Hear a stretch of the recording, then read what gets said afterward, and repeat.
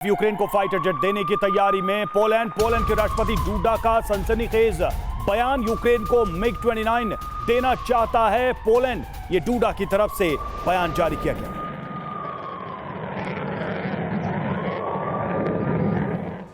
तो तस्वीरें जो आ रही हैं वो बहुत भयंकर आ रही हैं और लगातार तबाही की तस्वीरें। हमने बाखमुत पे तबाही देखी, हमने जैपोरिजिया में खतरा देखा कि किस तरह का रेडिएशन का खतरा भी मंडराला। लेकिन आइए अब देखते हैं कि यूक्रेन को फाइटर जेट के मुद्दे पर पोलैंड के जो राष्ट्रपति है उन्होंने क्या कुछ कहा है, कि फाइटर जेट देने पर क्या विचार हो रहा है। और पोलैंड जो कि पहले दिन से मदद करता रहा है यूक्रेन की, तो पोलैंड का रुख कितना मायने देता है, क्या कुछ पोलैंड की स्ट्रैटेजी है, ये भी देखते हैं। यूक्रेन को क्या मिलेंगे फाइटर जेट, CNN को डूडा का इंटरव्यू। और यूक्रेन को मिग-29 ट्रांसफर करना चाहते हैं पोलैंड और स्लोवाकिया। ये बहुत बड़ा डिसीजन है, बहुत बड़ा फैसला है। ये देखिए, हम कुछ ऐसे मिग-29 यूक्रेन को देना चाहते हैं। फ्रीडम ऐप से सीखकर आपने पौधशाला की शुरुआत की है क्या? अगर ऐसा है तो आप अपने पौधों को 1 करोड़ फ्रीडम ऐप के जो ग्राहक हैं उन्हें बिना किसी खर्चे के आप उसे बेच सकते हैं, जो अभी हमारी एयरफोर्स में सेवा दे रहे हैं।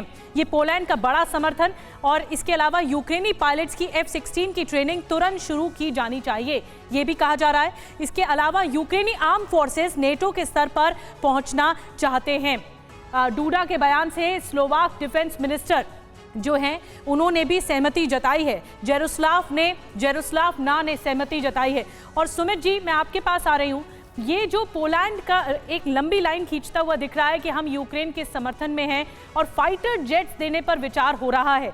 अगर पोलैंड के अधिकारी इस तरह फाइटर जेट्स देने पर प्लान बना रहे हैं तो ये यूक्रेन के लिए बड़ी मदद है। आप इसे कैसे देखते हैं? देखिए, बाखमुत में क्या हो रहा है, ऐसा लगता है कि फॉरवर्न कंक्लूजन है कि आने वाले कुछ समय में बाखमुत रूस का हिस्सा हो जाएगा। ये बड़ी दुर्भाग्यपूर्ण स्थिति है कि ऐसे समय में जब एक के बाद एक महत्वपूर्ण जगह पर रूस का कब्जा होता चला जा रहा है, नाटो और यूरोपियन कंट्रीज और अमेरिका अपने अब द्वंद्व की स्थिति से बाहर निकलने का प्रयास ही नहीं कर रहा। एडहॉक बेसिस पे आप जो युद्ध चल रहा है उसका परिणाम अपने पक्ष में कर लेंगे, ऐसा तो हो ही नहीं सकता है। कुल मिला के कवायद एक ऐसी चल रही है कि यूक्रेन इस युद्ध में पीसता रहे और एक समय आया है कि जो डॉनबॉस का इलाका है उस पर नियंत्रण, जो रूस का नियंत्रण है, उसको स्वीकार कर लिया जाए और युद्ध का कोई अंत इस तरीके से निकले, बजाय ये कि पोलैंड जो अभी कुछ कह रहा है उसका कुछ। इसमें एक दूसरा वैश्विक पक्ष ये भी तो है कि नाटो जैसे देश हों या फिर यूक्रेन जैसे नाटो के मेंबर्स हों या यूक्रेन हो, उनको भी इसी बात का डर है कि रूस का विस्तार उनके लिए भी, उनकी संप्रभुता के लिए भी खतरा है। और इस युद्ध में एक चीज तो नजर आ रही है कि यूक्रेन के हिस्से दर हिस्से अब रूस में शामिल होते जा रहे हैं। हालांकि देखिए, हम बात कर रहे थे पोलैंड की। पोलैंड और स्लोवाकिया ने अभी सिर्फ फाइटर जेट देने की इच्छा भर जताई है, जैसा कि हम आपको बता रहे हैं। लेकिन दोनों देशों की ओर से जितना कुछ कहा गया है उससे कुछ बेहद बड़े सवाल उठ रहे हैं। आइए उन सवालों पर भी नजर डालते हैं। तो यूक्रेन को फाइटर जेट का रास्ता साफ है। 3 बड़े सवाल हैं इससे जुड़े हुए। पहला सवाल, क्या नाटो के देश आखिरकार यूक्रेन को फाइटर जेट देने पर राजी हो जाएंगे? ये पहला सवाल। दूसरा सवाल, क्या बाखमुत और दूसरी जगहों पर रूस की बढ़त पश्चिम को रणनीति बदलने पर मजबूर कर देगा?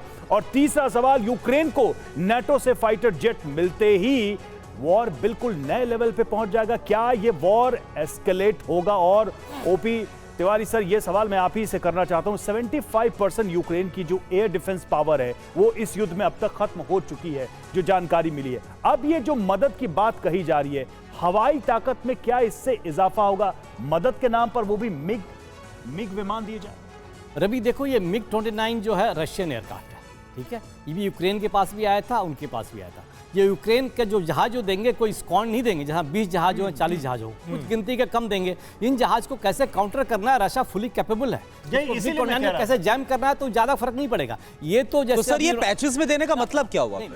इसका मतलब देखो, मैं ये जो अभी बता रहा था मिनिस्टर कि ये बात जो है ना, छोटे छोटे घी डाले जा रहे हैं आग में ताकि आग फैलती रहे, बंद ना हो। हाँ, उकसाने के लिए। नुकसान किसका? खाली यूक्रेन का नुकसान, खाली यूक्रेन का। रशिया का भी उतना लॉस नहीं हो रहा।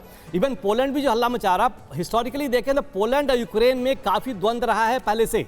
वाला जो पोर्शन है अटैच पोलैंड के, पोलैंड भी चाहेगा कि हमारे कब्जे में आ जाए। मैं ये सोचता हूं कि ऐसा कोरिया जैसा ना हो जाए कि कुछ पोर्शन इनको दे दो, कुछ उनको दे दे। इस तरह से यूक्रेन टुकड़े में हो जाए, यूक्रेन किस टुकड़े में बढ़ जाए। यूक्रेन तो इकोनॉमिकली, मिलिटरीली सारा खत्म हो चुका है, कुछ नहीं है। इनके जो मर्सनरी जो नाटो के लड़ रहे थे वो भी अभी वापस चले जा रहे हैं। ठीक है। नाटो ठीक है, यानी आप ये कह रहे हैं कि यूक्रेन के लिए इस वक्त बड़ी मजबूर स्थिति नजर आ रही है और रूस काफी मजबूत स्थिति में नजर आ रहा है। फ्रीडम ऐप से सीखकर आपने पौधशाला की शुरुआत की है क्या? अगर ऐसा है तो आप अपने पौधों को 1 करोड़ फ्रीडम ऐप के जो ग्राहक हैं उन्हें बिना किसी खर्चे के आप उसे बेच सकते हैं।